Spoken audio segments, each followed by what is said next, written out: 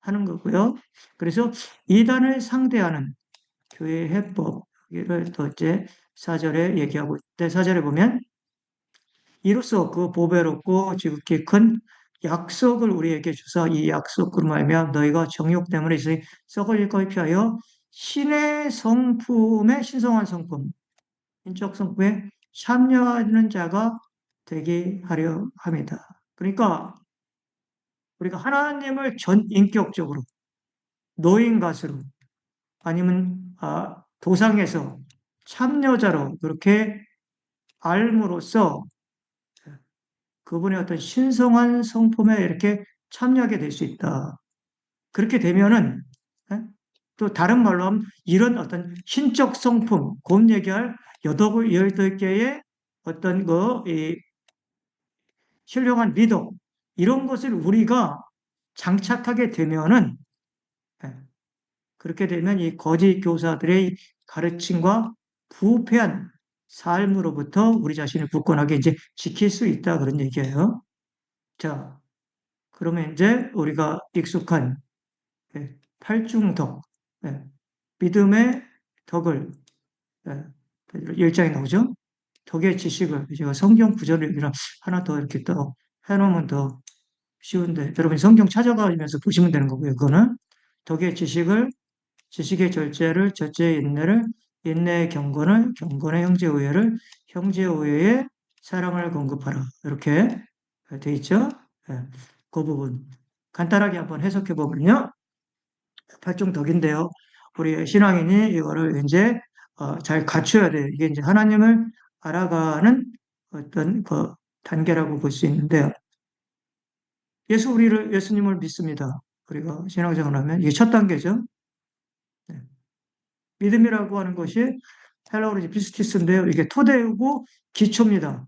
이게 건물을 지어갈 때 가장 우리가 신의 성품을 우리가 갖추고 혹은 그리스도의 장성한 분량으로 자라나는 거하고 똑같은 거 다 같은 계통인데 그렇게 우리가 이제 성숙된 신앙의 탑을 쌓아가요. 우리 그러려면 가장 기초가 믿음이겠죠, 믿음. 일단 예수님을 믿는 믿음의 세계로 들어와야 되죠. 그게 출발점이에요. 네. 그럼 믿음에는 뭐가 필요하냐? 덕이 필요하다, 덕. 네.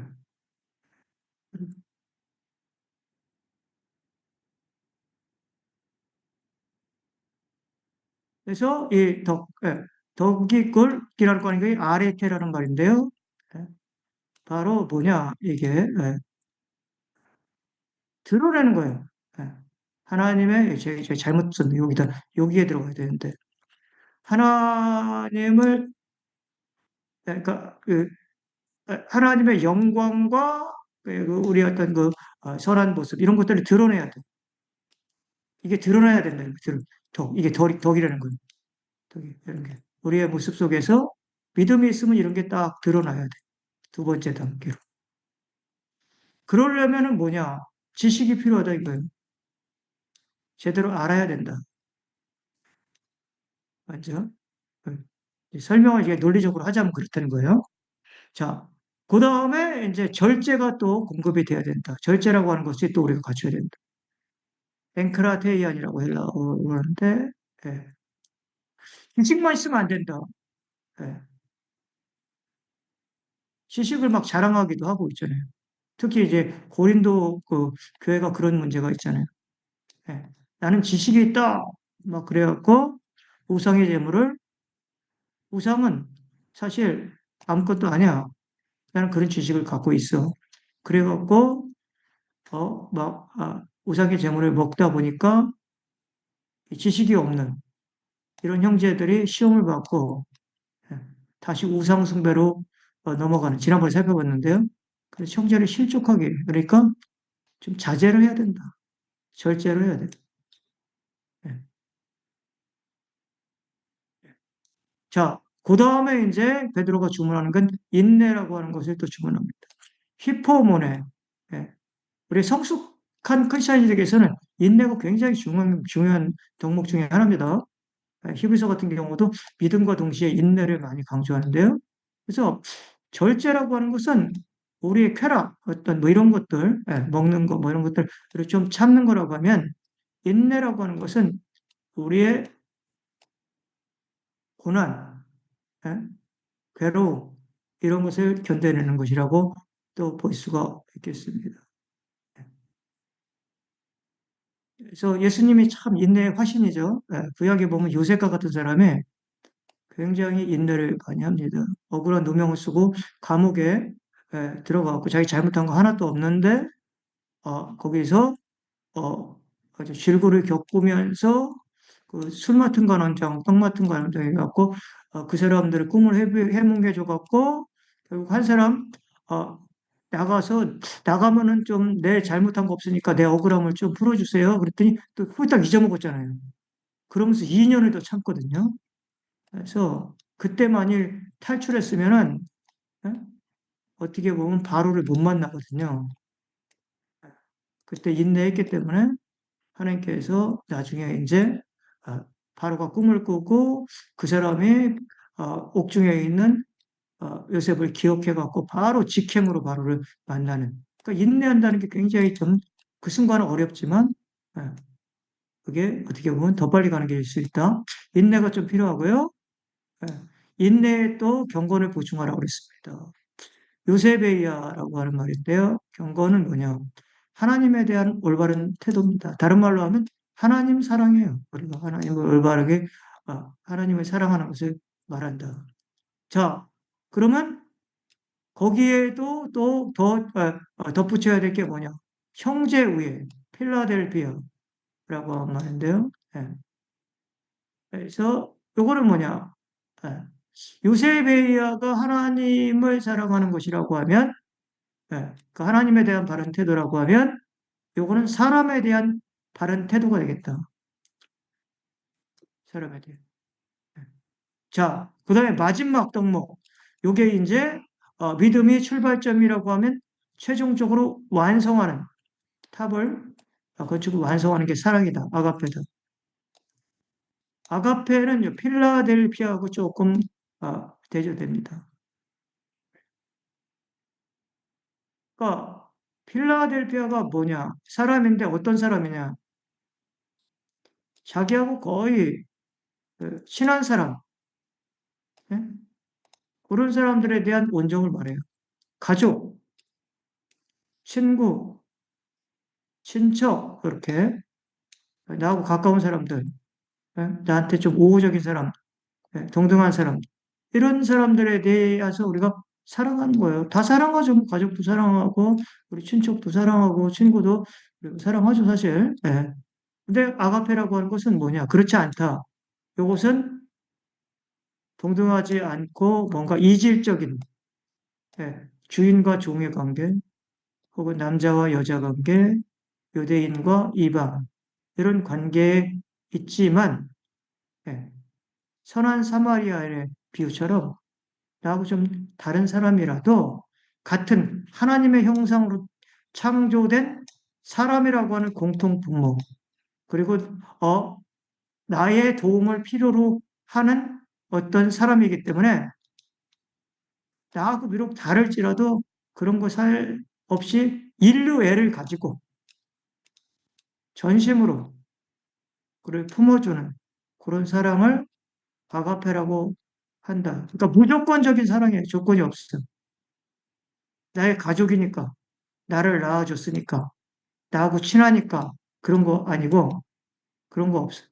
그냥 사람이니까 나하고 똑같은 아, 인격체를 가지고 있는 사람이니까 그런 어떤 이런 식을 얘기합니다. 팔중격에 자 한번 그래서 이러한 덕목을 이제 우리가 갖게 되면은 그렇게 갖춰서 살게 되면은 어떤 일이 벌어지냐? 11절에 보니까 이같이 하면 이런 것들을 잘 구비하게 되면 우리 주 곧 구주 예수 그리스도의 영원한 나라에 들어감을 넉넉히 너에게 주시리라. 그러니까 쉽게 얘기하면 천국 문이 활짝 열려갖고요. 이런 사람들한테는 거뜬히 천국에 아주 여유만만하게 들어갈 수 있다. 그런 얘기를 하는 겁니다. 그래서 이거 이제 고대의 이 올림픽 경기의 그 승리자가 이런 모습으로 이제 들어간 것을 약간 좀 그 당시에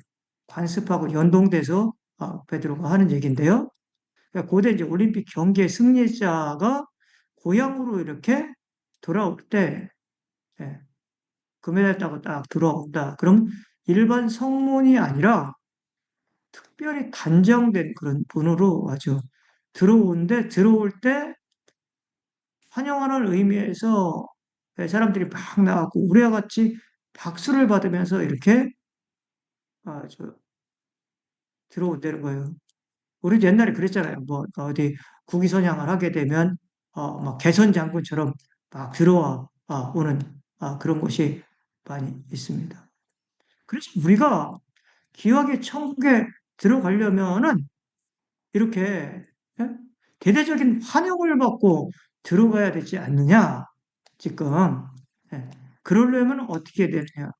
아까 얘기한 것처럼 이 팔중 덕목을 잘 갖추는. 아유, 나는 그냥 뭐 그냥 믿으면 뭐 됐지 뭘. 예? 아, 천국에 어떻게 개구멍이로라도 들어가면 되는 거지. 꼭 내가 뭐 그래야 되느냐? 그렇게 하면 안 된다는 거죠, 사실. 우리가. 예? 자, 이렇게 해서 1장 좀 끝내봤습니다. 자, 3장 한번 보겠습니다. 여기 보면 이제 이 또 반대쪽 아까 지식에 대한 얘기를 했고요. 2장에는 이제 이 거짓 교사에 대한 얘기 많이 합니다. 예. 그들을 어떻게 대처해야 될지를 1장에 먼저 처방전을 딱 제시를 한 거예요. 그래서 얘들에 대한 얘기를 좀 하고요. 3장엔 얘들이 재림을 예수님의 재림을 조롱하는 내용이 나와요. 그것을 한번 이제 살펴본데 주의 강림에 이제 조롱을 합니다. 예. 사랑하는 자들아, 이렇게 사랑하는 자들아를 몇 번 써요. 이게 지난번에 우리 바울 서신에서 봤을 때 이 혹격어, 바울은 형제들아 이런 말을 많이 쓰는데 이 혹격어를 통해서 좀 화제를 전하는 거예요. 화제 바꾼다고 그랬어요. 제가 그때 네 가지 그 본문의 화제 전환 공식 말씀드렸었잖아요. 그렇죠? 그때 뭐 폭로 공식, 호소 공식, 페리데 공식, 이 혹격어 공식 이 중에 그 중에 하나예요. 그래서 이제 화제를 바꿔갖고 새로운 화제를 얘기해. 뭐냐? 예, 주의 강림을 조롱하는 이런 내용. 그래서 말세에 조롱하는 자들이 와갖고선 지금 자기의 정욕에 따라서 행하면서 막 조롱을 한다. 뭘 조롱하냐? 주께서 강림하신다는 약속이 어디 있느냐? 재림한다는 약속이 어디 있느냐? 그러니까 재림은 무슨 소리냐? 예? 조상들이 잔 후부터 만물이 처음 창조될 때와 같이 그냥 있다. 이렇게 하면서 이제 조롱을 한다는 거예요. 여기 보면 이 거짓 교사들, 재림에 대해서 불신하는 이 사람들의 태도를 보면 구약 창세기에 나오는 노세 사위와 같은 어떤 모습을 보입니다. 예. 노세 사위가 이제 장인인 롯을 통해서 하나님의 말씀을 듣습니다. 야, 큰일 났다. 지금 하나님의 이 죄로 관영한 소돔과 고모라 여기 지금 다 불바다 만들 거야. 그러니까 우리 어서 피하자. 이렇게 경고를 했습니다. 예? 그렇지만 하나님의 말씀을 어떻게 했다고 거기서 나오죠? 농담으로 여겼더라. 그렇게 얘기합니다.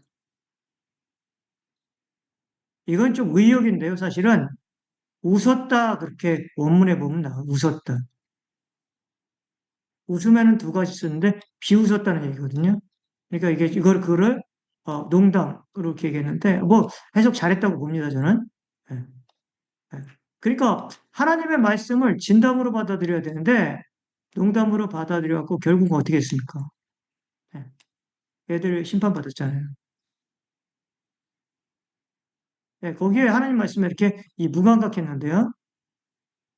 이 거짓 교사들도 마찬가지로 성경에 분명히 주님이 예, 재림하신다. 이렇게 대표적으로 우리가 배웠던 종말론의 책인 데살로니가 전서가 그렇게 얘기하고 다음 시간에 배울 요한계시록에 보면 미리 얘기하면 조금 진이 빠지니까 요한계시록도 그런 얘기를 한다. 22장 같은 데 보면 그런 얘기 많이 강조하는데 다음 주에 그거는 조금 더 보충해서 하겠습니다. 하여튼 재림에 대해서 얘기를 하는데 말씀을 하는데 그거를 믿지 않고 예, 조롱하면서 농담으로 여기고 그걸 아주 잊어버리려고 하고 예. 그러면 왜 이 거짓 교사들이 주님의 재림과 그로 인한 세상의 종말과 심판을 부인할까? 진짜 이유는 뭘까? 여기 나와요. 자기의 정욕을 따라 이런 게 힌트입니다. 그러니까 정욕에 따라서 허랑방탕하게 방종한 삶을 살고 싶기 때문에 그렇습니다. 예? 내 마음대로 즐기고 예? 내 마음대로 방종하고 멋대로 사는데 떡하니 주님이 재림해갖고 심판하면은 그 싫은 거죠. 예. 그러니까 어떻게 보면 가진 것이 많고요. 이 세상에 살면서 어떻게 보면 진짜 많은 것을 누리고 사는 사람, 예. 권력도 갖고 있고 명예도 갖고 있고 부도 갖고 있어서 뭐 조그마한 부도 아니고 천년 만년 뭐 쓰고도 남을 그 정도 진짜 예? 갖고 있는 사람은 그렇게 천국 빨리 가고 싶은 마음 별로 없을 겁니다. 천국이 없어도 이 세상이 그 사람들한테 천국일 수 있어요, 사실. 예? 예? 그러니까 마음대로 어떻게 하면 불의를 일으키고 그냥 마치 자기가 하나님처럼 이렇게 이 세상에서 세도를 부리고 예? 그렇게 사는 사람들이 주님 재림하는 거 뭐 환영하겠습니까? 예? 심판받는데 공의로 판단하실 것인데. 그러니까 예? 그런 것들 때문에 사실은 이렇게 말은 그렇게 하지만 속으로는 겁나는 거죠. 예, 사실 재량할까 봐. 자, 그런 얘기를 지금 조금 하는 거고요. 한 가지만 더 하고요. 뭐 거의 다 끝나긴 했네요. 어, 여기까지만 한번 해보겠습니다. 그래서 왜 이 사람들이 주님의 재림을 부정하는가? 그 근거가 뭐냐? 여기에 보면요. 이런 말이 나옵니다. 4절에 그 근거를 대요. 이르되 주에 강림하신다는 약속이 어딨냐? 분명히 있습니다. 성경에. 예? 아까 여기 있고요. 예?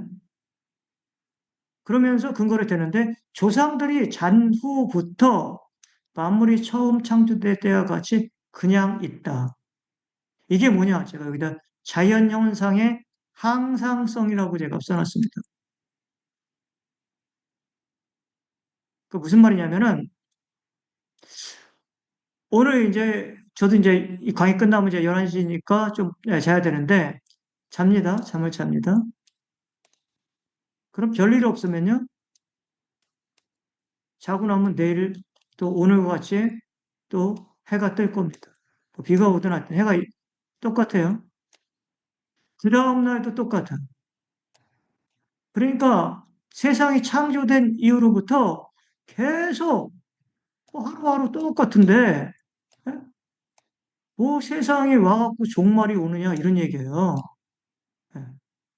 그렇게 해서 자연현상의 항상성 때문에요. 예? 창세기에 보면 분명히 노아가 120년 후에는 전무후무한 홍수 심판이 온다라고 했는데 그런 일이 그전에는 없었거든요. 어저께도 보니까 해가 쨍쨍해. 오늘도 해가 쨍쨍해. 내일도 쨍쨍한데 저 노인이 지금 노망이 들어갔고 헛소리 하면서 산에 가고 이상하게 뭐 배 만들고 있구만. 예? 말도 안 되는 소설 쓰고 있구만. 그런 얘기 한다는 거예요. 마찬가지로 이 사람들이 이 자연이 천년만년 계속 갈 것이니까 재림이니 심판이니 종말이 그런 이상한 소리 하지 말라. 그렇게 그거를 지금 근거로 대고 있다. 지금 한 45분 정도 제가 강의를 좀 했습니다.